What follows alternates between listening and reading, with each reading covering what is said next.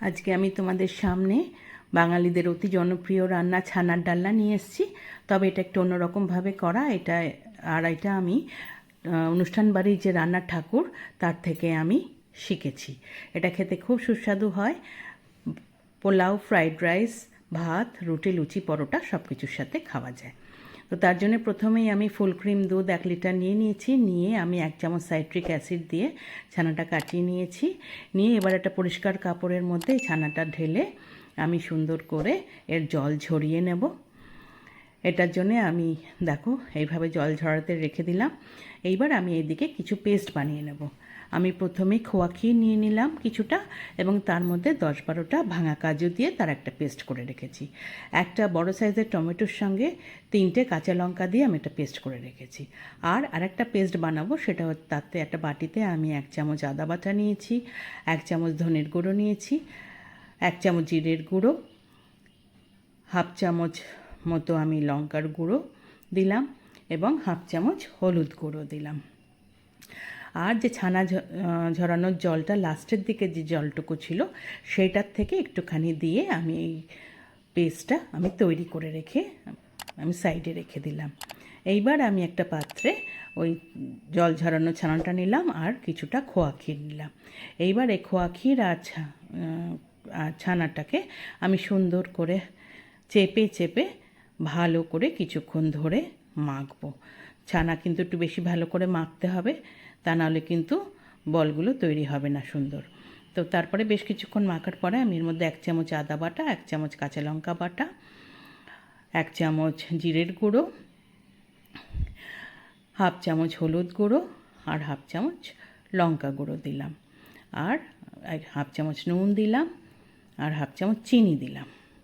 এইবার এইগুলোকে দিয়ে তার মধ্যে আমি 2 চামচ মতো ময়দা দিলাম। দিয়ে আমি কিন্তু এবার সমস্ত মশলাগুলো একসাথে মিলিয়ে আমি ভালো করে মাখবো। বেশ কিছুটা মসৃণ করে মাখার পরে এর মধ্যে 1 চামচ ঘি দিয়ে দিলাম, এবং 1 চামচ আমি গরম মশলার গুঁড়ো দিয়ে দিলাম। দিয়ে আবারও ভালো করে চেপে চেপে সুন্দর করে মসৃণ হওয়া অবধি মেখে নেব। যখন দেখব সুন্দর বল তৈরি দেখবে নিজের থেকে গোল গোল এরকম সুন্দর তৈরি হয়ে যাচ্ছে হাতের মুঠোয়, তখন বুঝবে যে ছানাটা সুন্দর মাখা হয়ে গেছে। এরকমভাবে দেখো আমি 2টো বল তৈরি করে তোমাদের দেখিয়ে দিলাম। এইভাবে আমি বলগুলোকে ছানার বড়াগুলোকে আমি তৈরি করে নিলাম। এইভাবেই পুরো ছানাটার থেকে আমি সব বলগুলো তৈরি করে নিয়েছি। এগুলোকে এবার আমি ভাজবো। আমি যে পাত্রে ভাজবো সেটাতে তেল, বেশ ভালো মতো তেল দিয়ে আমি বড়াগুলো দিয়ে দিলাম। সব বড়া একসাথে দেওয়া যাবে না, আমি 2টো ব্যাচে ভাজবো।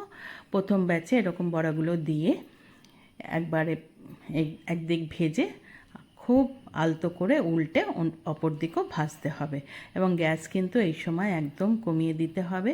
কমিয়ে মিডিয়াম করে ভাজা যাবে। বেশি জোরে করে ভাজলে কিন্তু বড়াগুলো পুড়ে যাবে, সুন্দর কালার ধরবে না।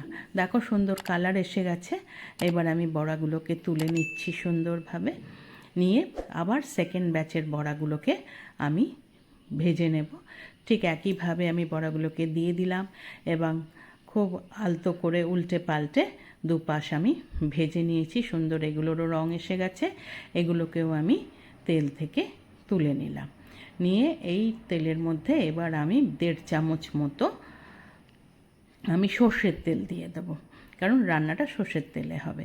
তো সর্ষের তেল দিয়ে সর্ষের তেলটা একটু গরম হলে এর মধ্যে আমি ফোড়নের জন্য সাদা জিরে আর গরম মশলা দেব।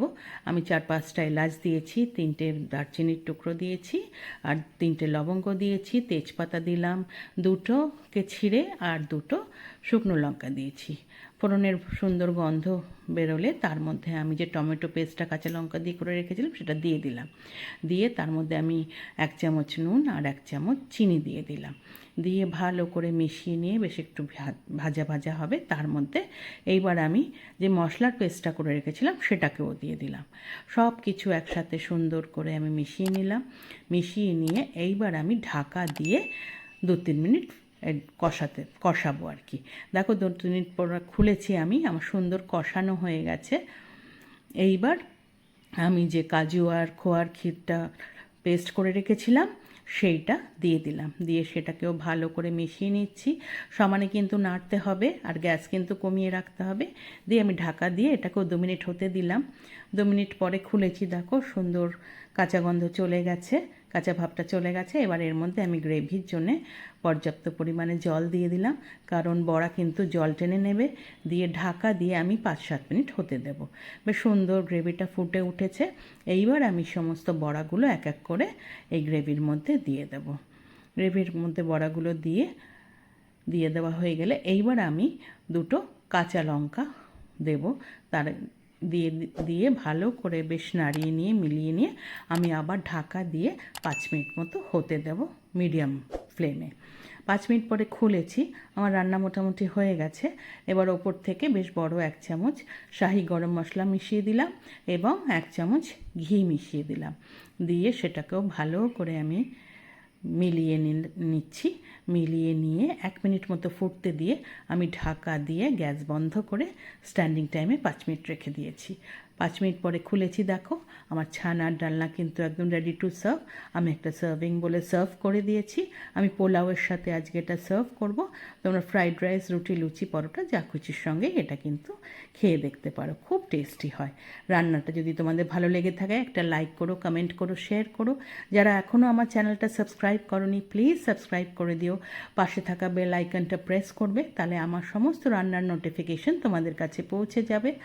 আগামী দিনে আরও নতুন নতুন রান্না নিয়ে তোমাদের কাছে আসবো। আজকে তাহলে চলি, তোমরা ভালো থেকো, টাটা।